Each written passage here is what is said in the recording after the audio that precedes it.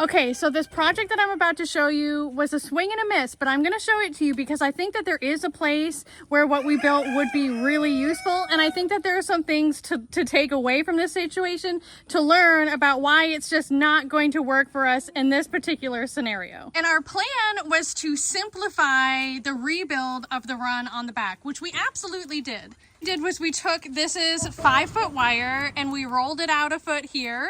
These are stakes in the ground holding it in place, so it's like literally hard to move, and all these boards. This is like temporary stuff for now.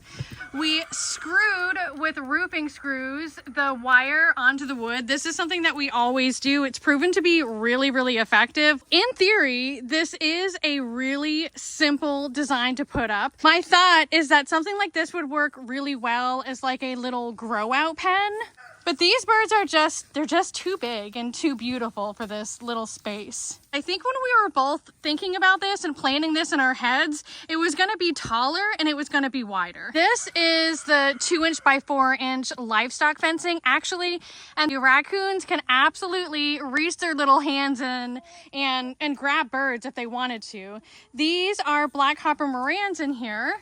And the area is just too small for them. There's nowhere for them to be where they aren't technically in like grabbing range.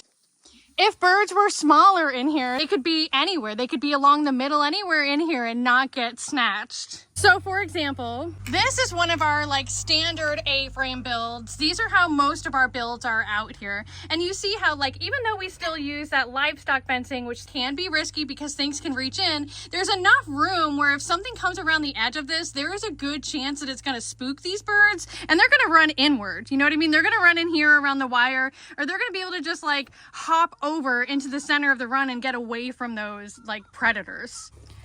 In here, there's nowhere to go. And let me tell you that I actually had some little like brooder boxes that were made out of 1/4-inch hardware cloth.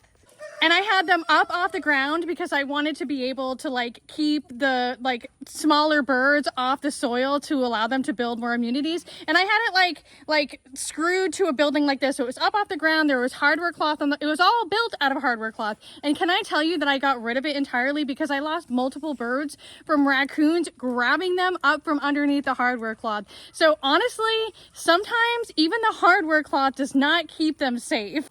What the raccoons would do, I guess they got their little fingers in there and they would like pull their legs through the hardware cloth, and they would be like just, I mean, this is gross, but they would be just like matted to the bottom from the raccoons, like biting or whatever they can. And rats too. Rats will chew through like up in the little holes of the hardware cloth too. So I only say all that because people like to give a hard time about using this livestock fencing as opposed to hardware cloth, which is safer. And I understand, I get it, that theoretically it is safer. It's more difficult for snakes, bigger snakes to get in, and it's more difficult to reach in, but it's not foolproof. And in general, this livestock fencing as wire around our coops has worked really well for us, assuming they have enough space. You know what I mean? Assuming they have enough space to move around within the run.